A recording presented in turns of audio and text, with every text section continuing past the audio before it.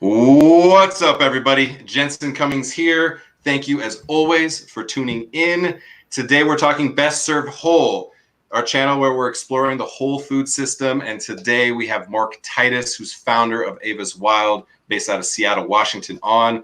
Mark, thanks for taking some time. Jensen, thanks so much for having me on, man.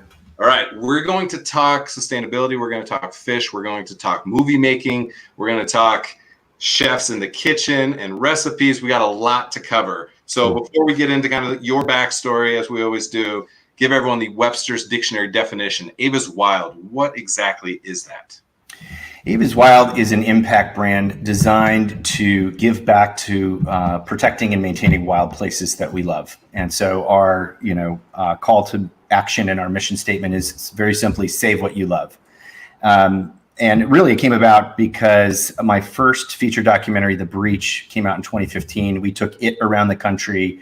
It proposed the issue of the now very pertinent Bristol Bay and proposed pebble mine. And people said, hey, what can I do to take action? And we didn't really have a turnkey at the time.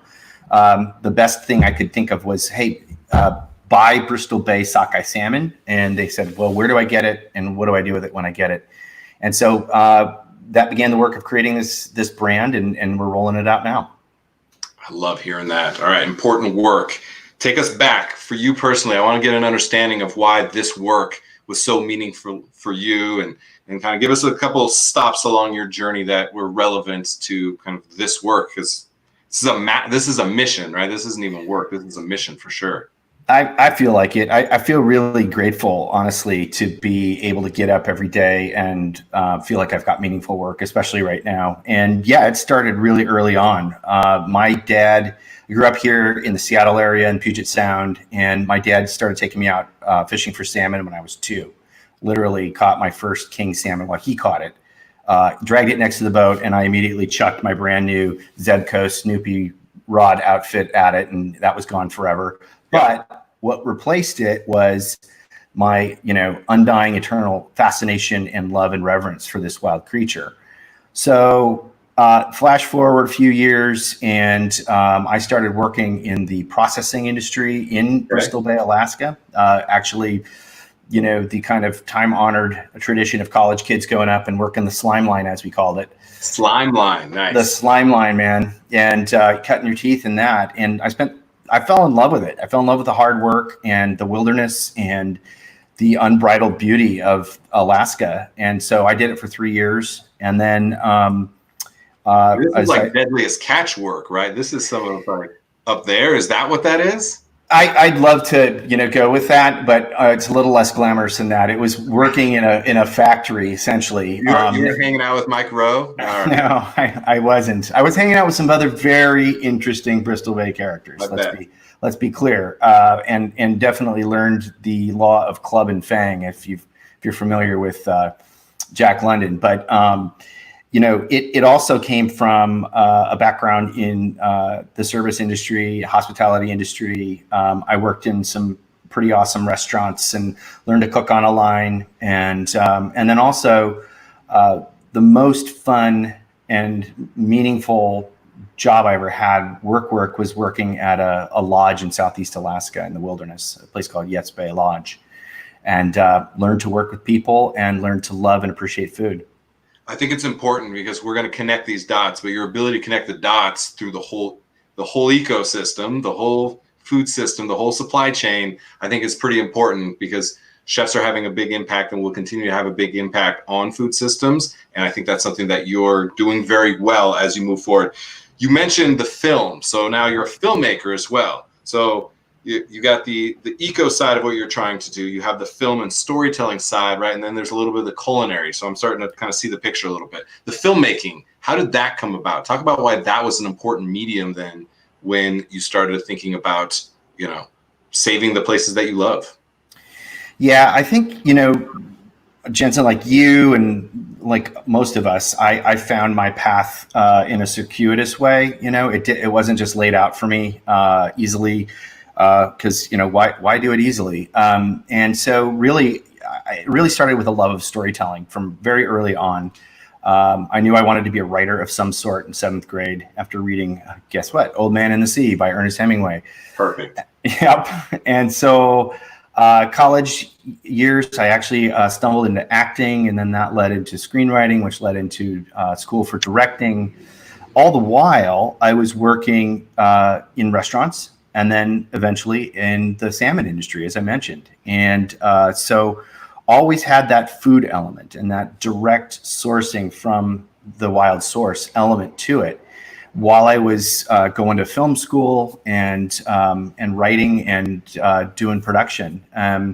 So it all kind of came together in 2011 when I was actually heading to a commercial shoot in California, and I was reading this book called Mountain in the Clouds.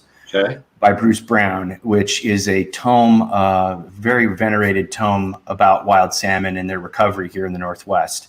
And in that book, there was a name I recognized. I knew it was a friend of our family.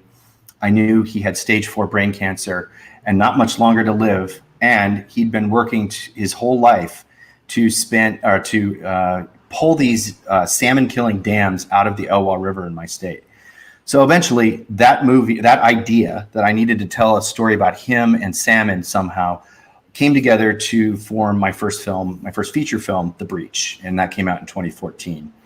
And then, honestly, I was wrapped up in this thing much bigger than myself in really a fight, like you're saying, a cause to see wild salmon systems stay on for future generations. Because for me, they represent the ultimate in self-sacrifice and passing on to future generations. They literally give their entire lives so that life itself can continue. I want to stay with the storytelling because I think this is really impactful. There are so many amazing missions, and us in the hospitality industry, we've put a lot of butts in seats for charities and great works, and we're pillars of the community.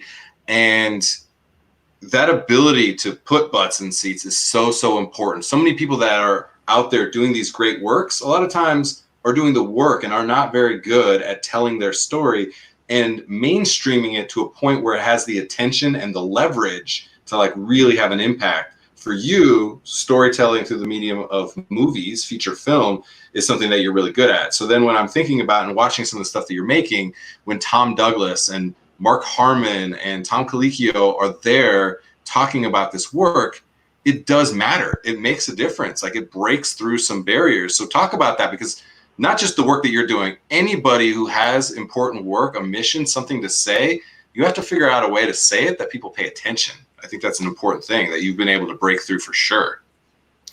Wow. Wise words, man. That's a lot of impact in your thinking. And that's 100% right.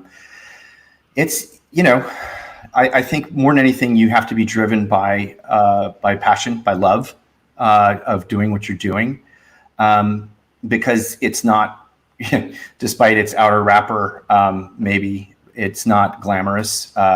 Sure. It's not the glamour and it's not the money that is going to. The slime line for a reason, right? That's right. It's called the slime line, and the many, many hours of writing and rewriting and shooting and reshooting and editing. And in your case, making perfect recipes and finding the way to create a concept that people can relate to. And it's the same thing for storytellers in this medium. And everything about this, while it's, I hope, authentic, because the very nature of this documentary, I dive into my own personal struggle with addiction and compare that struggle with alcoholism, with the moment that we're at in time with our treatment of the natural world. And so my addict says the same thing that the CEO of the proposed pebble mine in Bristol Bay is saying, which is, this time it'll be different. So for me, making that choice, I hope, was the most authentic choice, because it's exactly what happened, number one. But number two, to your point, I felt like it offered a very human way to tell this story that anybody could relate to, because maybe you're not in recovery for a substance, but maybe you are for an injury, or maybe folks are for PTSD, or you have a loved one who is. Everybody's touched by that. And it's also, I think, just a huge metaphor to where we are with how we treat the natural world and the places that our food comes from. Yeah, I mean that that resonates with the restaurant industry to the nth degree. We're the most susceptible and vulnerable to substance abuse, addiction, mental health issues, and we're barely getting to a point where we can even talk about it. So I really appreciate that. You're connecting a lot of dots, Mark, and I think that's really important. It's also challenging to hold space for so many different ideas and people in different walks of life and still have it be meaningful and powerful for them, because sometimes you can stretch that story too thin. So I appreciate the way that you've woven that. Very, very masterful storytelling. Like I want to make sure that gets said. Masterful storytelling. It's very, very difficult. Very, very easy to point the camera, not easy, easier to point the camera at fish and fishermen and say this is their work, but you're connecting it through addiction of a human being working on the slime line and in the restaurants, all the way to those fish swimming upstream. I think that's an important thing. So wanted to co-sign that. I think that's an important thing. Thanks, man. That means a lot. I really appreciate that. So honestly, like plug time for me, like go check out The Breach, The Wild, a lot of stuff coming up from that. And I want you guys, let's get Mark's information up there, the handles and stuff. Follow the work that they're doing, because I think it's important. And it's cool. Like there's good energy and vibe. Like I felt really great and inspired watching it, and kind of like, all right, I got to get Mark on. We got to talk. Like this is how I communicate. So let's like make it happen. So let's get very granular. The work that's happening, Ava's Wild, advocacy, storytelling, an opportunity for experience. I am now very interested. I want to be a part. Tell me what to do. Well, by design, we put everything into one single portal. So if you go to avaswild.com, and that's save spelled backwards, EVAS, avaswild.com. It is designed to allow you to see what's going on with the story, to actually buy products of provenance from Bristol Bay that then give money back directly to the people on the ground fighting to protect Bristol Bay. And it connects you ultimately with further storytelling.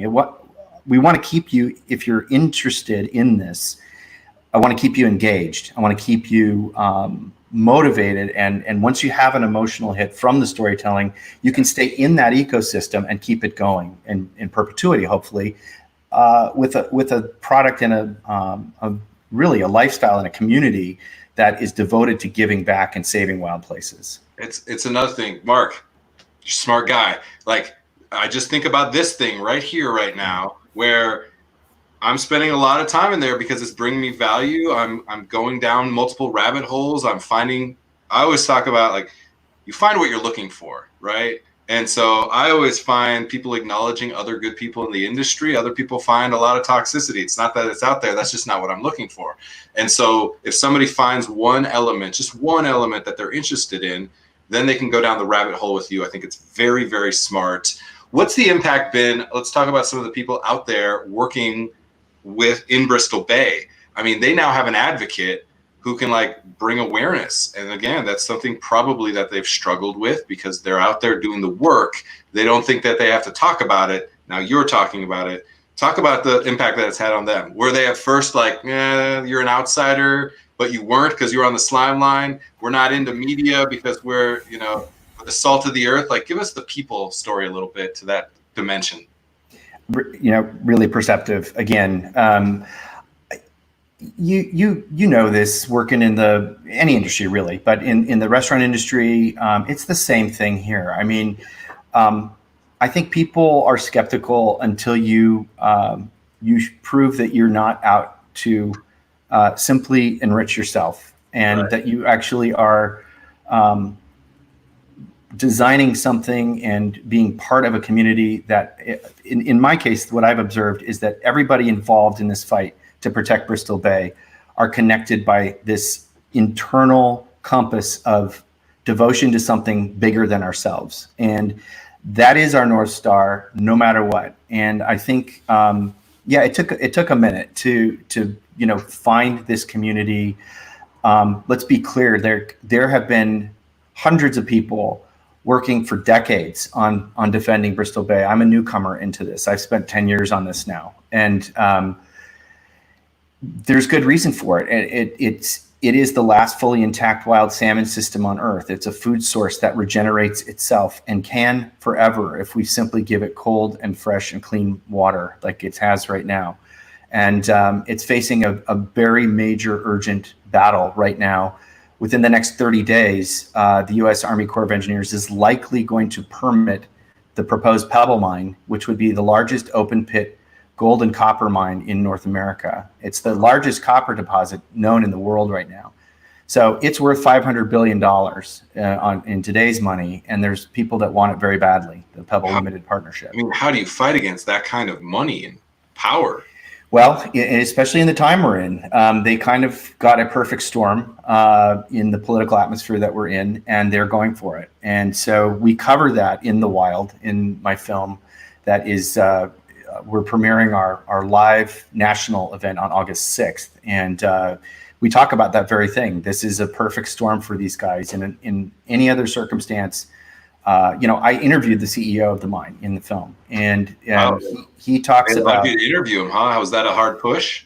It kind of, there's a lot of things that sort of came together in a very serendipitous way during the filming of this movie. And that was one of them. And I'm really grateful for the time that those guys gave me. And, my goal was to let them speak their piece. And we do that in the film. We give them more screen time than anybody, including me. So what was the top takeaway, just to kind of like get an idea of what the tenor was like? In terms of the interview itself? Yeah. Yeah. Well, it kind of, you always thinking about a thing and is always more daunting than actually doing the thing. But it was me. I didn't have a crew. It was just me and setting up the lights and setting up the audio and the cameras and doing the whole thing. And so once I got into the flow of doing that and just doing the work that I know how to do, it was cool. But, going into it, it felt for all the world like walking into Mordor, like Frodo's heading into. Yes. And, I've been studying this and reading about it and filming about it for years up to that point. And so walking into the belly of the beast, as it were, was a bit daunting. But once it really started happening, these guys were perfect gentlemen. They were considerate and polite, and they gave me their time. And in return, I volunteered to give them screen time to tell their story, which they do in the wild. And it's my feeling that these are folks that are really good at what they do. They have a very different worldview. They value the minerals that are in the earth and what they can get out of them, obviously for the enrichment of themselves and a very small handful of others, more than they do the salmon runs that are there and have been there for time immemorial. I have a different view on that. And that's what we bring out in the film, but do it in a respectful way that lets people, tell their story. Good. I appreciate that. All right. So you're going to get perspectives from your personal perspectives. You'll get perspectives from, more of a multinational conglomerate who's out there extracting versus kind of what you believe in restorative, regenerative practices, and then also from the farmers as well. Let's spend a little time talking about chefs. We've kind of alluded to it, but chefs now are going to be playing a bigger role. Peter, who connected us, saw some of his recipes, loved seeing that. That's very exciting. And I know there's a call out to more and more chefs to get involved, to share their passion and their talents and their ability to garner attention for the work that's happening. So talk to chefs a little bit. What can we do? What's happening? Kind of what's happening next? Give us a little bit of that. Sure. Well, first off, Peter Dykstra is an amazingly talented chef. And I know he cut his teeth in Colorado, and he's out here in Seattle now, and we're glad to have him. And he has been putting together just a dazzling list and book of recipes for using our wild Bristol Bay sockeye salmon and ways I couldn't have even possibly imagined. So that's incredibly exciting first. But to your question, what I've discovered by working in the restaurant industry and in the hospitality industry and also being a storyteller is that there is a complete alignment in what chefs do and what storytellers like me do. And that is that you are the first line of defense. You are on the front lines. You are talking and meeting with people every single day. And you have a responsibility that I know all of my chef friends take very, very seriously about understanding where the source of your food is from, bringing the best sourced food that you can to your customers, and telling that story in a really meaningful and impactful way. Because if you don't, you're not going to be in business much longer. You have to tell that story at the table side. And so what I found is, and through the work of Peter and guys like you and Chef Tom Douglas and Chef Tom Colicchio and all, a whole litany of other folks that we're blessed enough to be associated with, is we are delivering Bristol Bay sockeye salmon to them and allowing them to develop recipes that will then feature through Ava's Wild and through the storytelling that we're doing in sort of hopefully a reciprocal way, so that when folks at the table side are saying, well, how, I've heard about this issue in Bristol Bay in Alaska, in where my food is sourced, what can I do about it? And with authority, then chefs can say, well, you can eat this food, and you are literally giving back to this region by eating this food and spreading the word if you've had a good experience. What you're saying right now gets me so fired up. I'm basically saying this on every single show because I want people to hear this. It's not what's on the plate, it's who gets it to the plate that truly, truly matters. And we're seeing that played out in a moment where what's on the plate does actually matter. In the case of the salmon, it really is the work of the people that get it there through the whole ecosystem that are making that impact. I'm a chef. I want to get some of this salmon. I want to contribute. I want a recipe. What's the best way for them to reach out? Well, easiest thing is just to go to avaswild.com, and then there is a for chefs button to click on, and then just send an email to me directly and we'll talk. For chefs, check that out. Important work that's happening there. I wanted to, two last things that I want to touch on. First, I want you to tell people about the VR experience, because that really blew my mind. Talk about a pivot. I think that's amazing. Let's get them into that. And then I want to talk about a few more of the people that are really, working alongside you, with you, that are doing that work. But first, VR, because it's a brand new landscape, and I'm fascinated from an ecotourism standpoint, the impact that could have. So, like many things, I can't take credit for the inception of this idea. My friend Todd Soliday, who's an amazing filmmaker with inflatable film in and of his own right, he was a shooter on this film, as well as he was the post-production supervisor. In 2018, he said we had to go up and get some reshoots, some scenes up in Bristol Bay to get some more footage. And he said, hey, I've got this VR camera. We should bring it and we should do this. And honestly, I was thinking in a very linear way about, well, what are we going to do with that? And then he showed me the experience of some footage that he'd taken of a whale shark, and it blew my mind. I mean, you're there, you're touching that whale shark. Incredible. And to that point, I had just thought about VR as sort of a gimmick, or this is a gamer's thing, and I'm not really in that world. And then I immediately, when he showed me that sample, saw where this was going. And it was like, oh my God, absolutely. We can literally take people to Bristol Bay without having to leave their homes. And so we were going to take out on the road a 50-city tour with a food truck, serve salmon from Bristol Bay, and then while people were waiting in line, slap these goggles on them, and they can take a 2-minute trip to Bristol Bay, standing on a commercial fishing boat, the source point of where the food comes from, in a processing line to see where that comes from. Well, apparently the feds are coming in here or something, so stand by. One sec. Yeah, hang on. No worries there. Well, I'm going to talk then while yeah. I'm back. Yeah, I'm back. They went right overhead.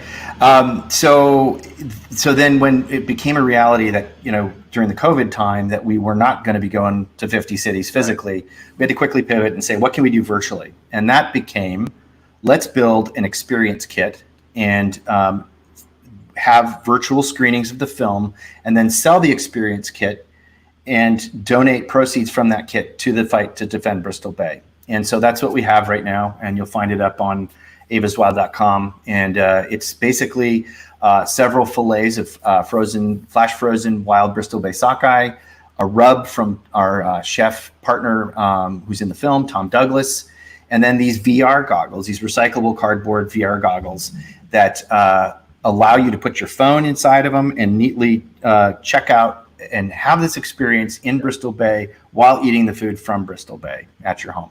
All right, Mark, I got to get connected with people doing more work in VR. It just really, really got me thinking, because we've talked a lot about how education of young cooks, getting them out to the farm, meeting the farmer, touching the soil, pulling something out of the ground, like being connected to the people in the process, really has a long-term impact. And when I'm thinking about this, like sometimes you can't get to the farm, you can't get to Bristol Bay, but now you can. If that still instills that level of education and care, huge, massive unlock. So you and I need to offline and talk about that, because I think there's a huge opportunity there that I want to be a part of for sure. Let's talk about some more people that have gotten to work with you. A lot of people, it takes a village 100% to make a film, to do the work that you're doing. Let's take the last couple of minutes and just highlight a few people. I don't even know where to start. First of all, I've just got an incredible creative team, starting with my creative partner, Eric Frith. He's our editor and co-writer. Eric is a genius in being able to take big ideas and somehow chop those into meaningful and digestible bites. And you'll see that in the film. And that's we won Best Editing at the Boston Film Festival for that very reason. And I've impact producers, my executive producers, David and Linda Cornfield, and impact producer, Ali Fugino, Leo Warshawski, producer John Comerford. I can't even tell you the litany of people that have supported this film. And then, you know, the folks that appear in this film. We have 5 Bristol Bay characters that make their living from a heart space of loving the land and loving the salmon that come from this place. They're all connected in that way. And then we also have a group of what I call luminaries that appear in the film. So you've referenced a few of them, but actor Mark Harmon, who had an incredible Bristol Bay experience, caught a salmon, sent it home, smoked it, and now he has an industrial smoker in his backyard and does this huge smoking operation every year at Christmas time to share with his friends and family. The founder of Patagonia, Yvonne Chenard, talks about why we need nature. Obviously Top Chef, leading judge Tom Colicchio talks about our imperative need for wild places and wild source food. We've got an amazing New York artist named Zaria Foreman, who so many people. It's incredible, and these folks give their heart and soul for the story and the further cause of saving what we love. David Montgomery, I want to touch on him last because he's who you recommended we have on. So we're going to follow up and get David on. Important work. Who's David Montgomery? Dave Montgomery is a hero of mine. He is a professor of doctor of geomorphology at the University of Washington here in Seattle. He's written many books. One that really got me going on my journey with this filmmaking and in terms of the research about salmon, and it's called King of Fish, the 1,000-Year Reign of Salmon. And but he's also got books about regenerative farming and no-till farming with using microbes in the soil. And when you asked about recommends, that's the first person that came into my mind, because he's on the cutting edge of that. And he will be able to absolutely illuminate what's going on with regenerative farming for your listeners and your audience. I cannot wait. This show is really built on good people connecting good people. And so the fact that we're going to learn about David Montgomery from your work, and I'm sure we'll learn about somebody else from his work, it means a lot. It's really important for us to acknowledge each other. It's the basis of this show. So, Mark, I really appreciate you being on. I appreciate the work that you're doing. We got a lot more to talk to. You can count on us to get more and more chefs involved. Absolutely. And I can't wait to kind of see what you guys are up to next. You guys are thinking forward always, and that's an important place to be. Thanks so much for the opportunity. Honestly, as we talked about, early on, food is unassailable. It's inarguable. Yes. We need it, and it gathers. It brings us together. So I really appreciate this opportunity. Thank you. A pleasure. All right, Mark, you have a great day. Appreciate you. You too. Take care. Bye. All right. Check out Ava's Wild. Make sure that you get connected with the work that they're doing. You're probably in the hospitality industry. If you're watching this, it's important that we understand the opportunity and the responsibility that we have to be stewards of our food system. People look to your restaurant, to the food that you put on that plate, as an expression of our aspirational motivations as a community, as a culture, as a country. You absolutely know it. People look at that food and say, it represents me because you represent that plate, and I want to coalesce with you. It is absolutely the fabric of our communities. We're seeing it play out today, maybe more than ever, as we're looking to chefs and restaurants to feed our souls. Like, we need that connection, and food is universally a connector. So the work that they're doing is so important. See to film, I love that. I love how many dots that Mark is connecting. So Mark Titus is Ava's Wild. Again, best served whole. I'm very, very excited about this channel, as we're really going to be focusing on exploring the whole food system. And you'll see from chefs to filmmakers and advocates to people in the farm, on the land, on the sea, doing the work that they're doing. And count on us to kind of help deliver those messages, because the humans are what matter to us. You know that. Appreciate